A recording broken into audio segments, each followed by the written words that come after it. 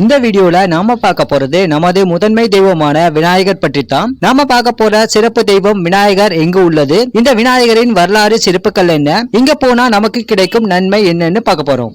வணக்கம், cosmic live சேனலுக்காக Satish.